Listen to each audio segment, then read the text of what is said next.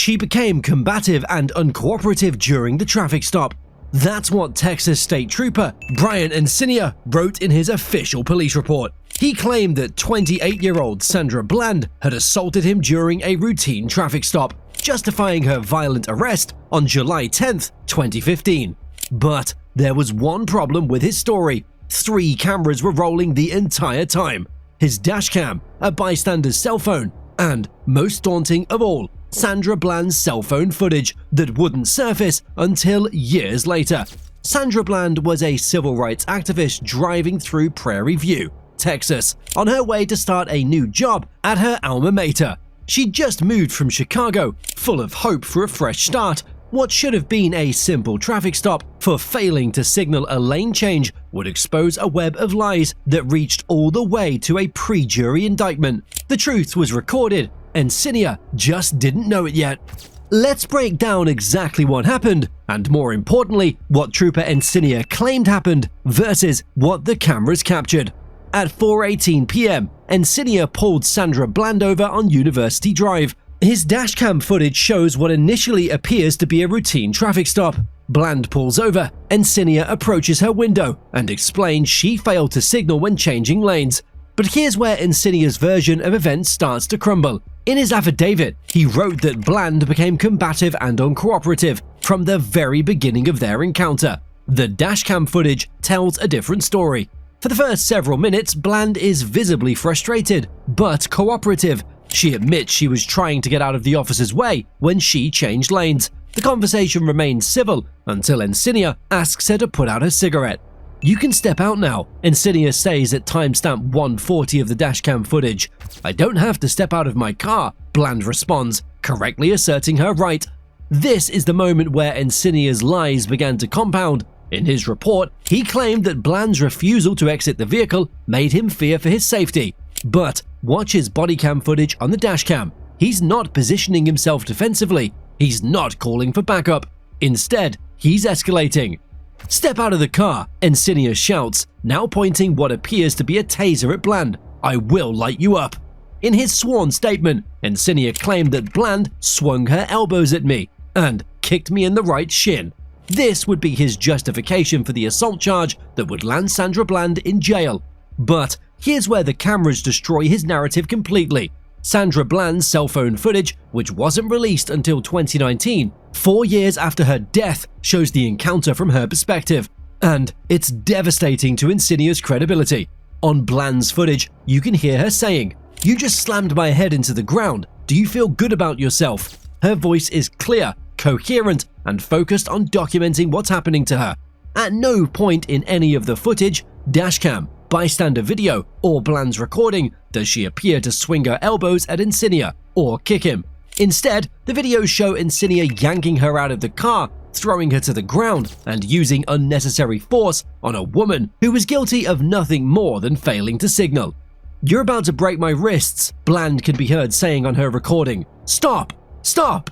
The bystander footage captures what happens next. As Encinia restrains Bland off camera, you can hear him saying, "Stop resisting." But the audio reveals something chilling. Bland isn't resisting. She's asking why she's being arrested.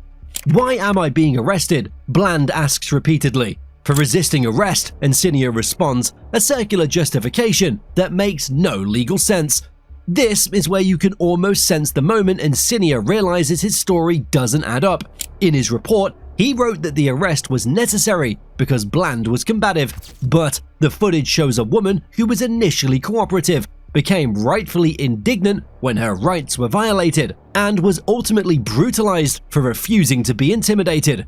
3 days later, Sandra Bland would be found dead in her jail cell. The official cause of death was ruled suicide, but her family and supporters have always maintained that she was murdered by the system that failed her the moment Encinia decided to lie about what happened. The lies didn't stop with the initial report. When the Texas Department of Public Safety first released the dashcam footage in July 2015, it was edited. There were gaps, loops, and moments where the audio didn't match the video. It looked like a cover-up, because it was.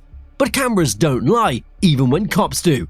The multiple angles of footage, it created an undeniable timeline that contradicted every major claim in Encinia's report.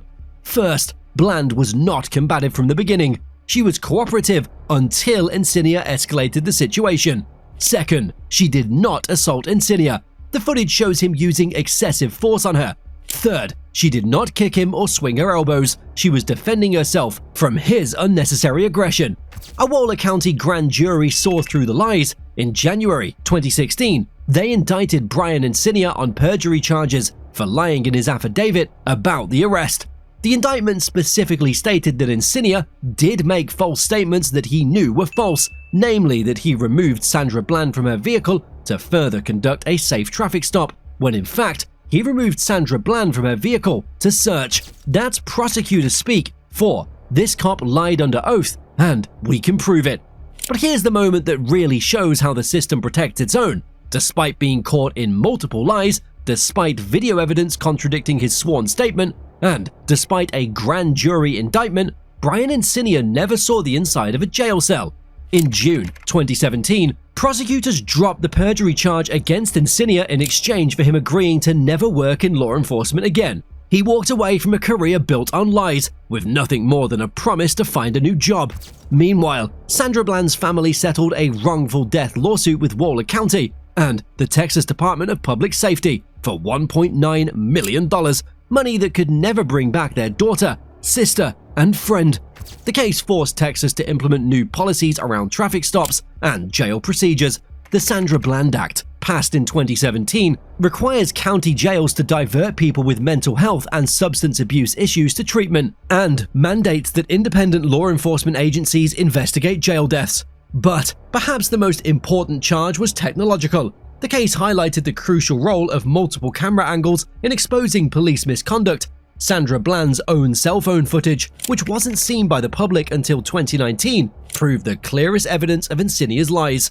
Think about that. For 4 years, the only narrative the public had was from Encinia's dashcam and the edited footage released by his department. It wasn't until Bland's family fought to have her recording released that the full scope of his deception became clear. The footage shows Encinia checking his surroundings during the arrest, looking around to see if anyone is watching. He had no idea that Sandra Bland was recording everything on her phone. No idea that his lies were being captured in real time by the very woman he was brutalizing. That very moment preserved forever on video, when dirty cops realize their lies are caught on camera, and they panic. The Sandra Bland case became a rallying cry for police reform and the Black Lives Matter movement. The hashtag #SayHerName brought national attention to how black women are disproportionately victimized by police violence. Her death sparked protests, investigations, and ultimately legislation. But it also exposed how easily police officers can lie in their reports, knowing that their word will typically be believed over their victims.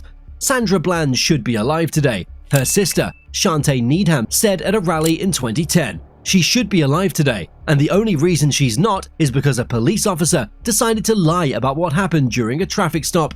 The case also revealed the power of video evidence in challenging police narratives. Without the dashcam footage, bystander video, and most importantly, Sandra Bland's own recording, Brian Encinia's lies might have stood unchallenged. Here's what keeps me up at night about this case. How many Sandra Blands were there before everyone had a camera in their pocket? How many Brian Encinias filed a false report that were never questioned because there was no video evidence to contradict them? The technology that caught Encinia in his lies, dashcams, body cams, and cell phone footage, is now everywhere. Police departments across the country, they've invested millions in body-worn cameras, partly because of cases like this one. But cameras are only good as the people who review the footage, and the people who decide whether to prosecute when cops are caught lying. Because, the truth is, Brian Encinia was caught red-handed committing perjury, and he still walked away with nothing more than a career change. So, here's my question for you. If Sandra Bland hadn't been recording that day, if that bystander hadn't pulled out their phone, if the dashcam had mysteriously malfunctioned, would Brian Encinia still be out there pulling people over? Would his lies have become the official truth? The camera doesn't lie, even when they do. But it's up to us to keep watching, keep recording, and keep demanding accountability.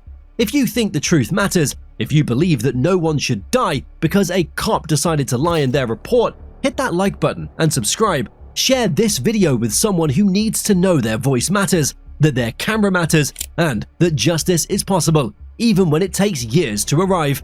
Because Sandra Bland's story isn't over. It's a warning, a wake-up call, and a reminder that in the age of cameras, the truth has a way of surfacing, even when the people try to bury it. Thanks for watching.